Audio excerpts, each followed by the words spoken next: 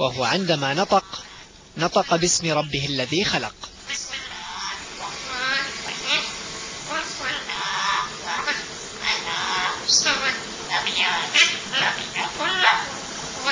ولأن معلمه باكستاني لا يجيد العربية، فإن الطائر تعلم اللكنة أيضا تماما كصاحبه.